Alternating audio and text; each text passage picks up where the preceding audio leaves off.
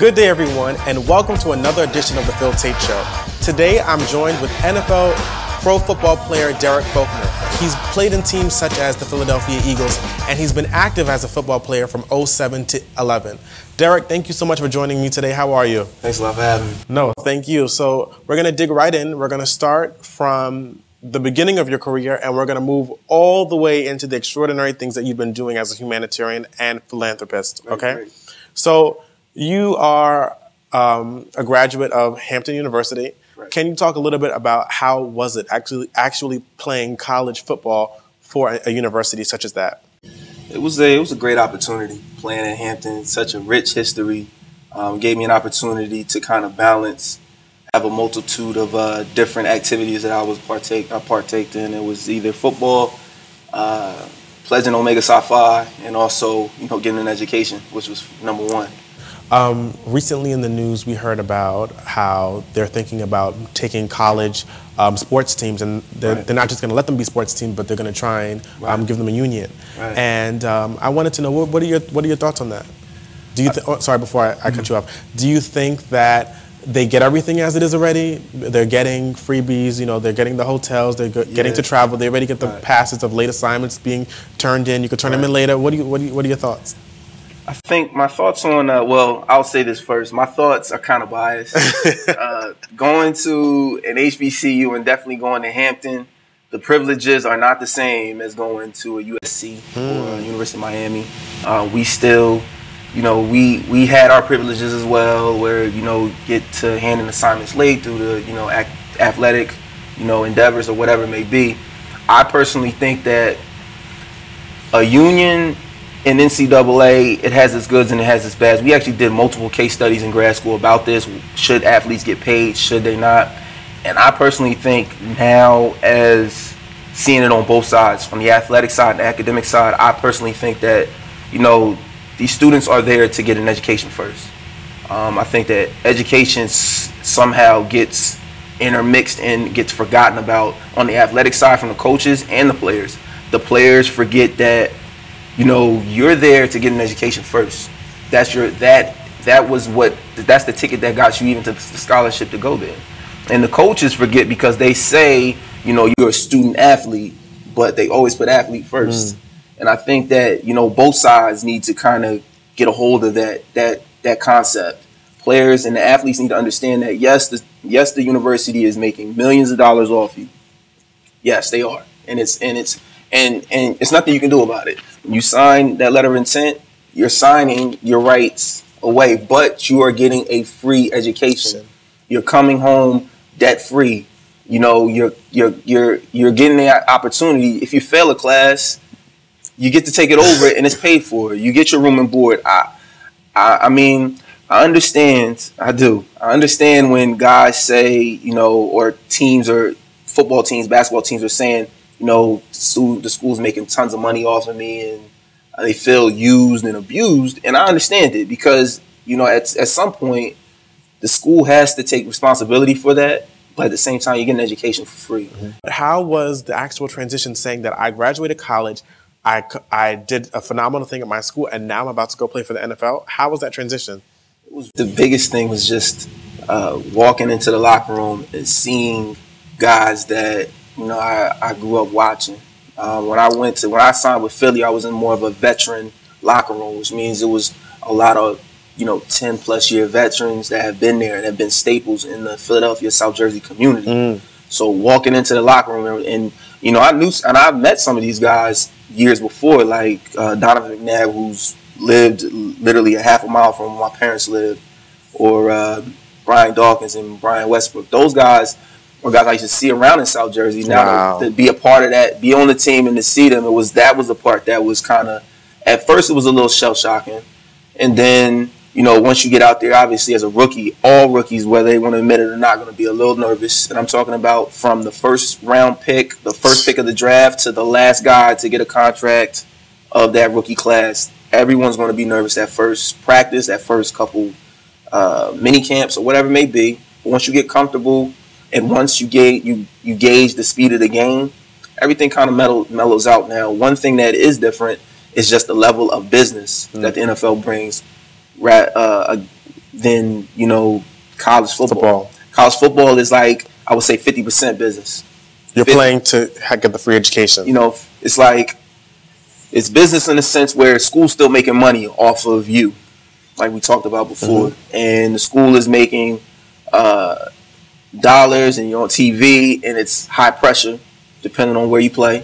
But in the NFL, it's strictly business. Everything is a business decision. You can't take anything personal. You know, you'll see guys that will be sitting next to you and your locker next to you, and tomorrow they might not be there. I mean, when you get there, your level of urgency rises because you know that the moment you stop playing well or you don't perform at a level that you're supposed to, you're going. What was it like when you're standing in the tunnel and they're announcing the Philadelphia Eagles, and what was your number? I was number 9. Oh, number 9, Dereck Faulkner. Like, was it like bum bum bum bum bum bum, or was it like I made it? It was, and I embraced it. It was the electricity in the stadium when you're playing in those big venues. I remember my first preseason game was against the Steelers. Okay, and and that was a preseason. That wasn't even a regular season game. And you know, that's a big fan base. Those teams have huge fan bases, followings. So they're filling the stadium up even for preseason games, just to hear the electricity and the roar and the stadium rocking. And it's like, where am I at? Because but honestly, I would tell you, I would be honest with you, and this is the honest truth. I would take a Hampton Howard at Hampton, 17,000 crammed in that small stadium. I'll take that over any NFL game. Really? There's nothing like it. There's nothing like it. You have to be there to understand it, but to be during the era when I played and to know that we were going to beat you badly. We're going to beat you by 50 points. And just to have that confidence. To know that we had that confidence going into the game, we're going to beat them by 30, if we beat them by 40, whatever we chose.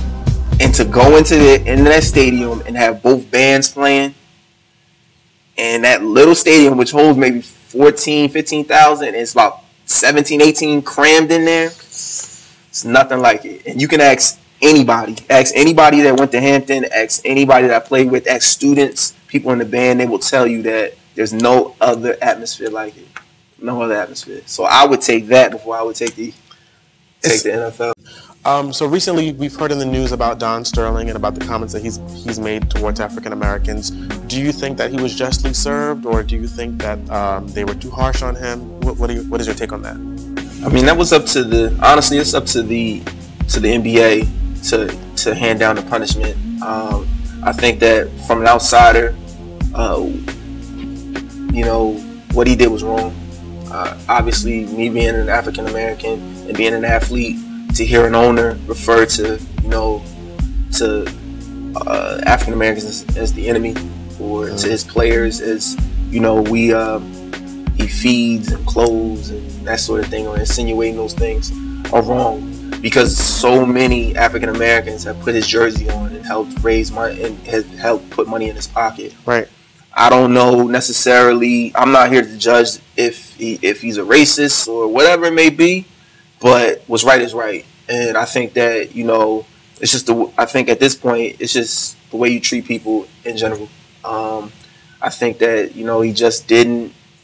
He just think before he spoke. I think he just, you know, stepped off base a little bit. And was the NBA wrong for taking the franchise away from him, or looking to take it away from him?